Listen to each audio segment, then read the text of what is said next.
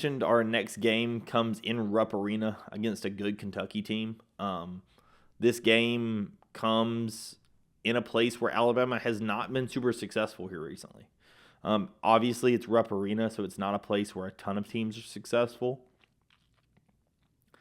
But this is a place where Alabama at times has struggled and is a very raucous environment, is a very good crowd, and is a place that, especially under the energized Mark Pope offense, is a place that I expect to be, kind of lit out of a fire, lit out or out of a cannon on fire for this game. This is going to be a top 10 matchup. This is going to be a super offensive game. And this is going to be a situation where kind of two very modern offenses go at each other and see who comes out on top. Given what we just talked about with the Ole Miss game, I do think that Alabama's offense is going to be in a much better position for this game. As of the time of this recording, Wednesday night, I do not know if Darion Reed's going to play. My anticipation is that he was held out of the Ole Miss game to be able to play in the Kentucky game. I do not know that for certain, but that is my anticipation and kind of what I've heard, what I know, is that it was kind of close whether he could play in the Ole Miss game, but it was a situation where if you didn't play him, you got him the extra rest because of the quick turnaround. He would be prepared to play on Saturday because that would give him a full week of rest. My anticipation is he will play, so that is my expectation. Now, will he be at 100%? I don't know. Obviously, when somebody sits out the game before, you can't expect 100%. But I do think he will be in the position to play if he does play, right? We're not going to play somebody that's going to be a detriment to the team. Nate would just sit him for another game if need be. But at the end of the day, what do I think about Kentucky? They're a good team, but they are a little bit of an anomaly. Kentucky has some of the best wins in the entire country and some of the weirder losses in the SEC. They beat Duke on a neutral floor. To this day, probably the best win anyone has in the entire country. With how good Duke has looked, that's been an incredible win.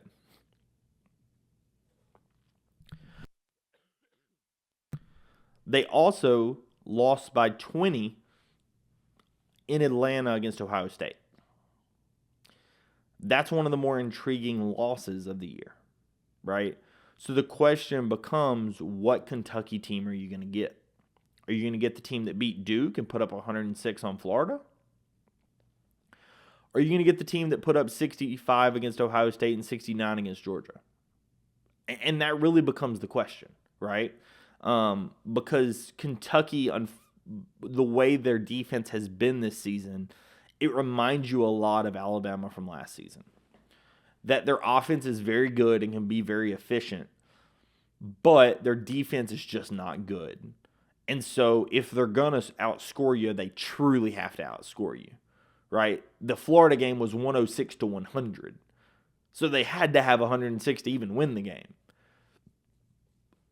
This is a situation where, again, Kentucky reminds me a lot of Alabama in some of the seasons where our defense was poor.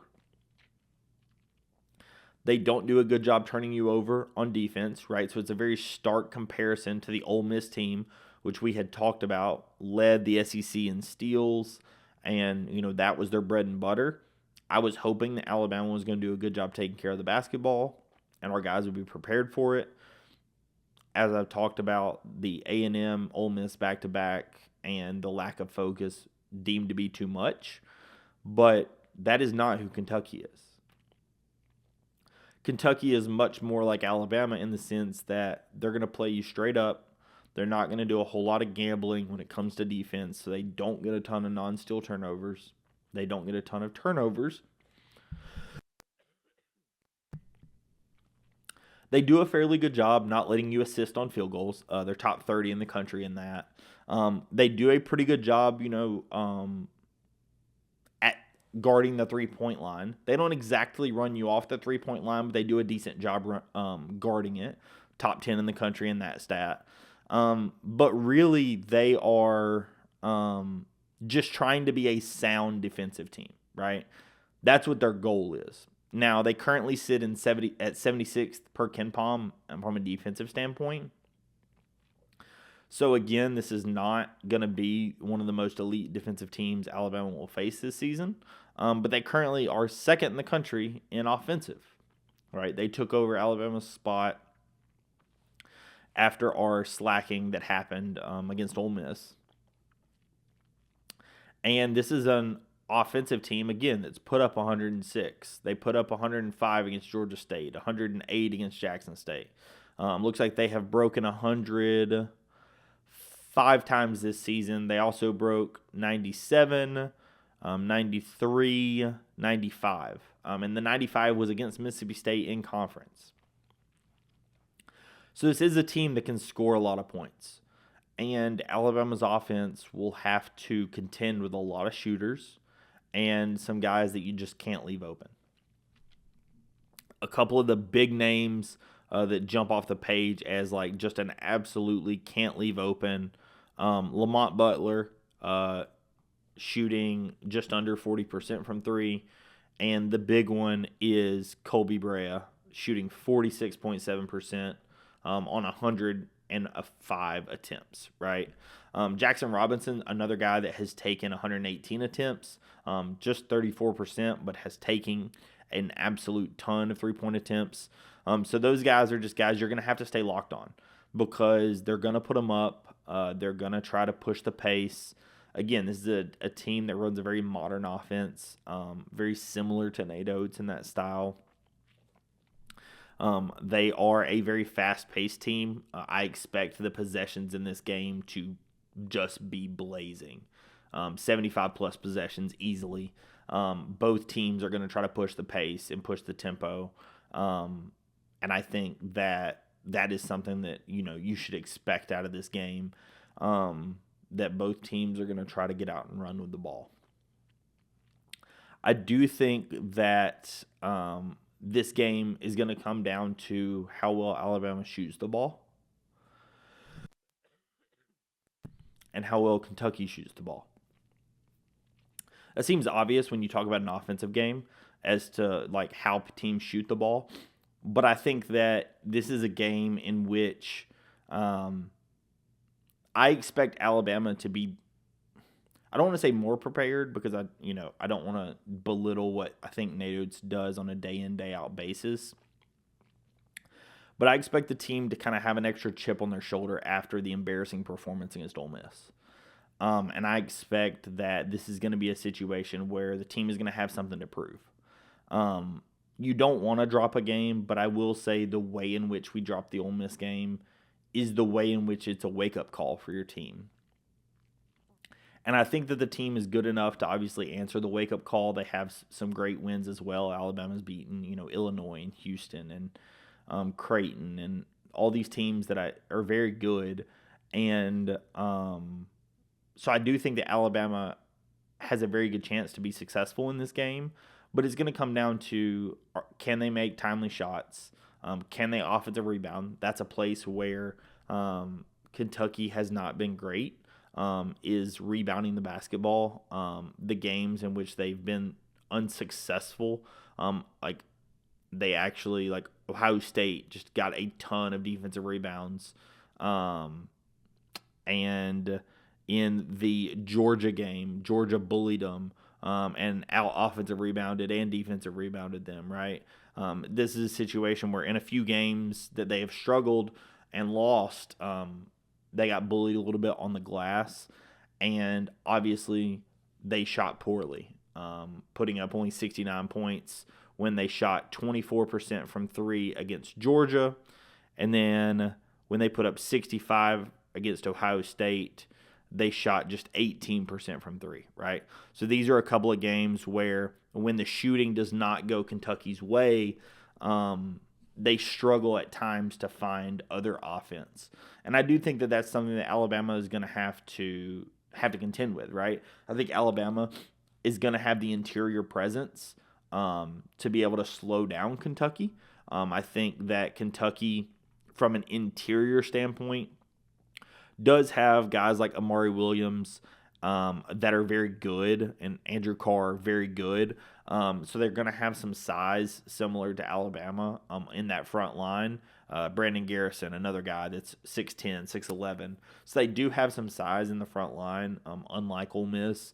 But I do think that this is a situation where Alabama will, again, have that extra fire lit under them and be looking to get extra offensive rebounds, right? Again, they were embarrassed against Ole Miss, and this is kind of your time to prove it on the biggest stage. In Rupp Arena against Kentucky, nationally televised game, 11 o'clock. All eyes will be on this game. If you win this game, it's going to be talked about all day. It's going to be talked about all weekend. This is a very, very big game, and a game in which I do think, because of the lackluster performance on Tuesday, I think it's just going to have the guys fired up to an extra level. Now, that's not to say Kentucky's not going to be fired up. I fully expect them to be fired up. Again, this is a top 10 matchup in Rupp Arena. I expect that Mark Pope is going to have his team ready for this game. I do think that Alabama has a good chance of winning, but this is such a tough one for me to pick. I think I'm going to give Alabama the slight edge in this game, if nothing else for the fact that we lost the last game. If Alabama had beaten Ole Miss, I actually probably would have gone Kentucky in this one. But I do think that there is something that comes with Nate Oates being fired up in a way that I've never seen in a post-game press conference, kind of challenging his guys in a way that he doesn't typically in a post-game press conference, and upset about, again, blue collar, upset about the offense, upset about the lack of what he felt like was intensity and care. And, there was just things that you don't always see out of Nate Oates, even when it's a poor performance. Like, this is one of the more fiery press conferences I've ever seen out of him in a loss. And, I watch all the press conferences. I do a lot of this, and this is one of the more fiery press conferences I've ever seen out of Nate. And so I do think that there's something that goes with that, and that will go with that going into this game. I do also think that because Kentucky, again, I talked about it just a second ago, but because Kentucky's defense does not try to turn you over, mixed with Alabama having the poor turnover issues last game, I think that the guys are going to be a little bit more, I don't want to say careful with the basketball, but a little bit more mindful of the basketball, which is going to keep Kentucky from getting out in transition quite as much. I do also think that Alabama is going to be fighting for the offensive glass a little more than we were against Ole Miss. You wish you would have saw it against Ole Miss, but I think that, again, the being challenged is going to help them. So I do think that Alabama can win this game. And like I said, because of the loss, I actually am going to pick Alabama in this one. If Ole Miss had won, my expectation was that I was actually going to pick Kentucky in this game. But again, because of the loss, I am going to pick Alabama in this game. I think it's going to be very close, though. I think this is going to be a 2 to 4 point game. I expect it to go down to the wire. I expect that if this does go Kentucky's way, the crowd has a decent bit to do with it, and is able to kind of will the team to victory at the very end. But I'm going to say Alabama 92, Kentucky 88. Yeah, I'm going to say 92-88. I'm going to say that Alabama does just pull out this win. Like I said, I do think it's going to be a very close game. I think that this is going to be a game of two teams playing a very similar style. And this is going to be a game of two teams that, have a lot to prove, right? They're both 3-1 in the SEC. They're both trying to compete to stay near the top, one game back of Auburn and Ole Miss. And they're both trying to compete for a league title and, stay in the top 10 in the country. Because if Alabama wins, they have a very good chance of staying top 10 in the country. With a loss, they most assuredly drop out, dropping 2 games this week. With the Kentucky loss, they were already sitting closer to the back half of the top 10. So I think that it also would probably drop them potentially out of the top 10. So both teams trying to compete for a top 2 or 3 seed in the in the NCAA tournament. Both teams trying to compete for a top seed in the SEC tournament, compete for a league title. This is a big game. So I do think that both teams are going to be fired up. But like I said, I do think that the loss, and not just the loss, but the way that Alabama lost, is going to specifically have the team fired up. And I think that it will be the difference in this game. And so, like I said, I do think that Alabama wins. I'm going to give it 92-88. And that's what I have to say. So if you did like the content and you're interested in more, please subscribe to the channel. I do appreciate it. Thank you so much, everyone, for watching. The next episode will be out on Monday, breaking down this game. I'll record it on Sunday. Maybe put it out Sunday night if I'm able to record it early enough. But the episode will be out then. So if you are interested, subscribe to the channel for that. And I will see you in the next episode. Peace.